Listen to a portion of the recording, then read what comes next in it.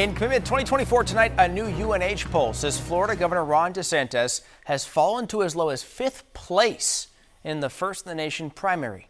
Now, 39% of likely Republican voters surveyed say Donald Trump is their first choice for president. He's then followed by 4 candidates really in a statistical tie for second place because of the margin of error with this poll, which was 3.4% or so. So you got Vivek Ramaswamy at 13%, Nikki Haley then at 12%, Chris Christie sitting at 11%, all of them polling better than they did in July, and now all of them in this new poll are ahead of Ron DeSantis. DeSantis was polling in the high teens in 2021. Then look at here. Serious media pressure has started to mount on Governor DeSantis. Now some would say, oh, that's just typical election season antics. But let me tell you, it's more like a reality show where everyone gets voted off the island, but no one actually leaves. So buckle up, because things are about to get much more interesting. We're just getting started. Hey, you beautiful rebels. Welcome back to the channel where we don't just scratch the surface. We dig deep like archaeologists in a political sandbox. Today we're diving headfirst into the soap opera that is the 2023-2024 geopolitical landscape. Ron DeSantis, the U.S., China, it's like a love triangle, but with nukes. So fasten your intellectual seatbelts. We're about to go 0 to woke in 3.5 seconds. Alright, listen up, you savvy keyboard warriors. Today's episode is like a buffet of political chaos. We're dissecting Ron DeSantis' potential impact on the 2024 presidential election. And trust us, it's juicier than a medium rare steak. But wait, there's more. Ever heard of Rome and Carthage? No? Well, you're about to get a history lesson that's as relevant as your last TikTok binge. Stick around. We've got the tea, the coffee, and even some kombucha for you hipsters out there. The Third Punic War, the OG grudge match between Rome and Carthage. Think of it as the ancient version of a Twitter feud, but with actual consequences. Rome, the original empire builder, couldn't stand Carthage's economic glow-up. They laid siege to Carthage, destroyed it, and even allegedly salted the earth so nothing would grow again. It's like blocking someone on social media, but way more dramatic. Fast forward to today, and we've got the US playing the role of the jealous ex, slapping tariffs on China like it's going out of style. Moral of the story, petty rivalries can lead to total annihilation, folks. So maybe let's not go down that road, okay? Sure, I don't think, without question it is. I mean, I think that if you look at Xi Jinping, he's very ideological. He's got a very clear idea of what he wants to do by entrenching the party in power, entrenching himself in power, and then he's built up military capability. And unlike maybe some previous Chinese leaders, he wants to project that beyond China's borders in a much bigger way. And I think what makes them a significant threat is they've been able to make themselves, partially because U.S. policy facilitated this, the biggest industrial power in the world. So the things that we do in the United States, like our nuclear arsenal, depends on parts and things made in China. And so we've put ourselves in, not just the U.S., but other democracies, have put ourselves in a vulnerable position. Enter Ron DeSantis, Florida's very own action figure, complete with military medals and a campaign slogan probably written by a room full of monkeys with typewriters. This guy's got a resume that screams, "I've been to war, now let me lead one." But will he be the hero or the villain in this geopolitical Marvel movie? His policies on immigration, gun control, and even COVID-19 have been polarizing, to say the least. It's like he's trying to collect all the infinity stones of controversy. Stay tuned. We've got some theories that'll make your grandma's conspiracy theories look like child's play. But hold up, let's peel back the layers of this Florida orange. DeSantis isn't just a headline grabber. The man's got a military background that could make Captain America salute. We're talking Navy, SEAL Team 1 legal advisor, and a tour in Iraq. This guy's been in the trenches, literally. And get this, he's already flexing those military muscles, saying he'd send troops to the US-Mexico border and let them go full Rambo on drug cartels. Born in '78, DeSantis is young enough to know what TikTok is, but old enough to have a legit resume. This combo makes him a prime candidate for not just being the president, but the supreme commander, who's ready to hit the launch button faster than you can say Florida man. So if DeSantis wins the election, and starts rolling the dice on the global risk board. We've got two burning questions hotter than Florida in July. First, who's pulling his strings? Is he acting in the interest of the American people, or is he the puppet of some shadowy cabal? And second, will his actions split America down the middle like a Florida recount? We're talking Vietnam War level divisions, people. So, as president, would you support sending U.S. Special Forces over the border into Mexico to take out fentanyl labs, to take out drug cartel operations? Would you support that kind of American military use? Yes, and I will do it on day one. Here's the thing. The cartels are killing tens of thousands of our fellow citizens. You want to talk about a country in decline? You have the cartels controlling a lot of part of your southern border. We have to reestablish the rule of law, and we have to defend our people. The President of the United States has got to use all available powers as Commander-in-Chief to protect our country and to protect the people. So when they're coming across, yes, we're going to use lethal force. Yes, we reserve the right to operate. How many more tens of thousands are we going to let to die? 2024, folks. It's not just the year we all hope flying cars will finally be a thing. It's also when the US and China are turning their Cold War into a, well, let's call it a lukewarm war. Sanctions, tech wars, and diplomatic side-eye galore. It's like watching two frenemies at a high school reunion, but with global implications. The US has been flexing its military muscle in the South China Sea, while China is building its belt and road like a modern-day Silk Road. So, who's going to spill the first drink? Let's find out. But wait, there's more. Enter Ron DeSantis, the potential emperor of this American empire. This guy could be the final act in a drama that's been years in the making. You see, past US presidents have been playing footsie with China for decades, intertwining economies like star-crossed lovers in a Shakespearean tragedy. And then came Trump, who threw the first punch in this trade war, turning the romance into a full-blown reality TV breakup. So what's the end game? We're talking about a situation that's heating up like a Florida summer, and it's only a matter of time before someone cranks the thermostat to hellfire. The stakes are higher than Snoop Dogg on a Saturday night, and it's starting to feel like the Third Punic War between Rome and Carthage. The question isn't if it's going to get hot, it's who's going to be holding the flamethrower when it does. And let's be real, DeSantis has got that emperor-in-waiting vibe. The next big cliffhanger? Who's going to be America's wingman in this global showdown? Will it be the EU playing peacekeeper, or will Russia jump in and say, "Hold my vodka, I got this"?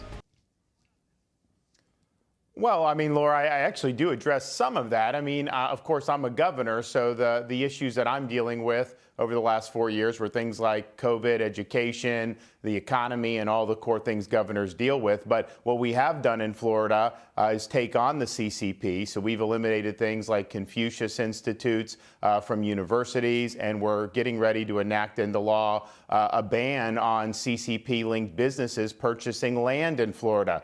We've worked with the Taiwanese here in Florida to be able to advance that. So we've been able to do stuff to make an impact on the state level. But look, at the end of the day, what I was trying to do was identify kind of how we led, because I think there are certain principles of leadership that allowed us to get accomplished so much stuff, but then also just show people it can be done. Nobody faced more resistance and attacks from the left and the media of any 50 state governors than me over the last 4 years. Not only were we able to overcome that, but we were actually able to win a historic landslide re-election.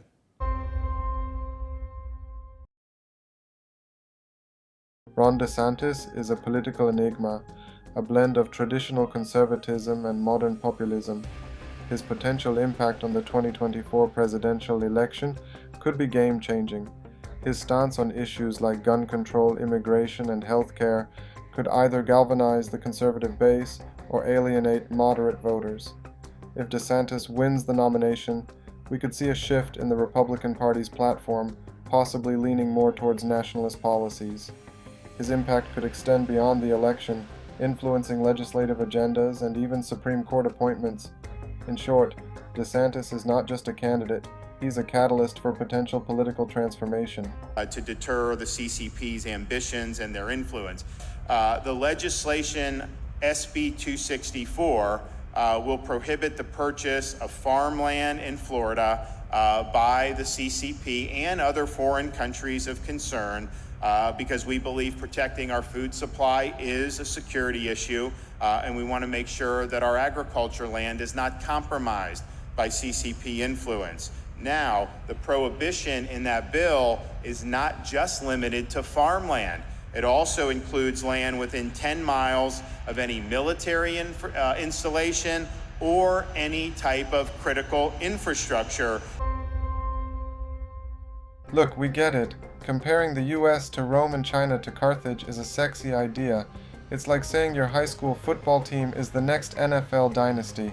But let's pump the brakes, shall we? The world's not a stage for a reboot of Gladiator. We've got nukes now, people. And let's not forget the United Nations, NATO, and all those treaties that make international relations more like a game of 4D chess than a gladiator match. So before you go tattooing SPQR on your arm, or start learning Mandarin to prepare for the inevitable showdown, remember, history's not a loop, it's a playlist on shuffle. The same song might come up, but the dance is never the same. Hold up, though.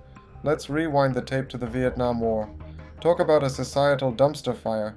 That war didn't just divide the country, it nearly tore it apart like a mosh pit at a punk rock concert.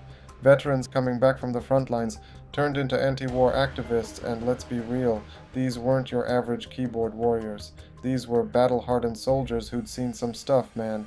They were fearless, pissed off, and hungry for justice. The government's vague reasons for the war, about as convincing as a flat earther's PowerPoint presentation.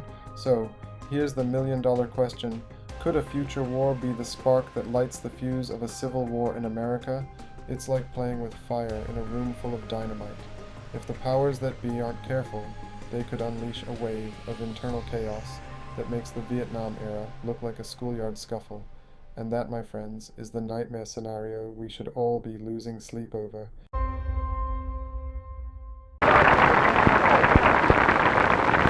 William H. Gerald. Silver Star, the third highest medal in the country. It doesn't mean anything. Bob Smeal died for these medals. Lieutenant Pomeroy died, so I got a medal. Sergeant John died, so I got a medal. I got a Silver Star, Purple Heart, Army Commendation Medal, 8 air medals, National Defense, and the rest of this garbage. It doesn't mean a thing.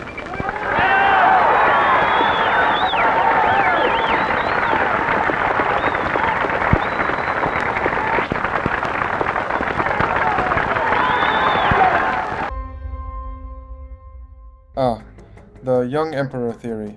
It's the political equivalent of thinking a TikTok star can solve world hunger. Sure, young blood can shake things up, but don't mistake a fresh face for a fresh start. We've got young leaders on both sides of the Pacific who are as stuck in their ways as your grandpa is with his flip phone. Age is just a number, but ideology, that's the tattoo you can't laser off. Whether it's a 70-year-old senator or a 30-year-old mayor, what really matters is what's cooking in their noggin. Are they open to change, or are they just another brick in the wall? Youth might be wasted on the young, but power shouldn't be. Day one as president, we're declaring it a national emergency. I'm sending the military down to the border. We're going to build the wall, stop the invasion, but I am going to treat the Mexican drug cartels as the foreign terrorist groups that they are. They're killing tens of thousands of our fellow citizens by bringing fentanyl into this country. We're using lethal force against the cartels. If they're bringing fentanyl in, breaking into our country, we're going to leave them stone cold dead at the border. Trust me, they will get the message.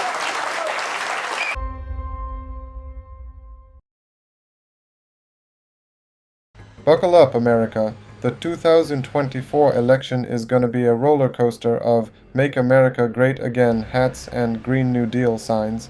Ron DeSantis might be the GOP's new poster boy, serving up nationalism like it's a Black Friday sale. Meanwhile, the Dems are gearing up to turn the country into a utopian paradise with free healthcare and zero emissions. It's like choosing between a monster truck rally and a vegan yoga retreat. Either way, voter turnout's going to be through the roof. So grab your popcorn, because this election is basically America's next top model, except the runway is on fire. The U.S. China Tango, a dance where everyone's stepping on each other's toes. Will it be a Cold War 2.0 complete with cyber espionage and tariff slap fights? Or will the dollar signs in their eyes make them play nice? It's like watching two frenemies at a high school reunion. They hate each other but can't afford to throw the first punch.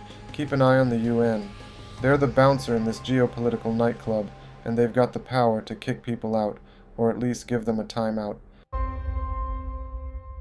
About Russia for a hot second. You think Russia's playing for Team China? Think again. Russia's like that double agent in a James Bond movie.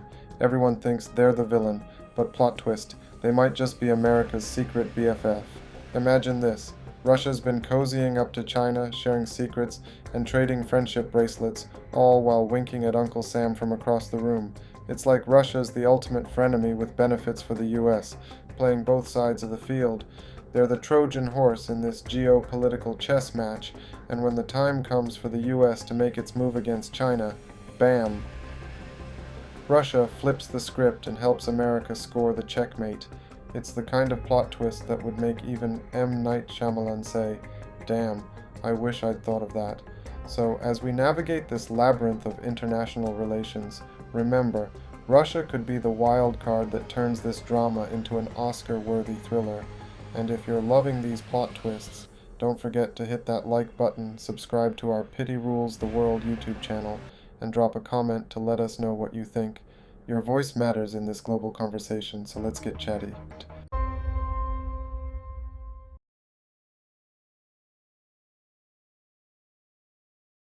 Alright, let's land this plane. Or should I say, let's stick this landing like Simone Biles at the Olympics. Am I right? The next few years are going to be like a reality TV show, but instead of fighting for a rose or $1 million, we're talking nuclear warheads and melting ice caps. Yeah, it's The Bachelor meets Mad Max, and you don't want to miss a single episode. Now listen up, because the 2024 election is America's choose-your-own-adventure book, but with way more plot twists than Game of Thrones. And the U.S. China tension? Oh honey, that's the season finale cliffhanger that's got everyone biting their nails. But don't sleep on the side characters. They're like the surprise cameo that makes you spit out your popcorn. Russia, EU, India, these guys are the Kevin Hart of geopolitics. You never know what they're gonna do next. So, as we binge watch this global drama unfold, remember, we're not just spectators, we're the scriptwriters. We've got the power to turn this into a blockbuster or a box office flop. Let's not turn this into a tragedy, okay? And hey, if you're digging this roller coaster of emotions and revelations, do us a solid, smash that subscribe button for our YouTube channel, Pity Rules the World. Trust me, we're serving up piping hot takes and ice cold realities every week. Give us a thumbs up if you're vibing with our content, and don't be a wallflower. Drop a comment below and let us know what you think about this geopolitical circus. Are we heading for World War III or a global group hug? We want to hear from you. The current Florida governor, Ron DeSantis, is in that new generation. He would be the first Gen X president. He's a rising star in the Republican Party in Florida and nationwide. He seems to also be signaling he might run for president. Would you support him if he ran? Well, I'm not going to get involved in a primary, but before we even get to the end of this election cycle, but I can tell you he's done a great job as governor. He's governed very effectively. His response to the pandemic, I think, was extraordinarily good. His education policies are solid. He's made a real commitment to protecting the water resources and the natural environment of our state. He's, kept the legislature in line. He's done the things that I admire as governor, and he also has a strong appeal outside the state because he's tackled these cultural issues that have pretty broad appeal in the Republican mindset right now.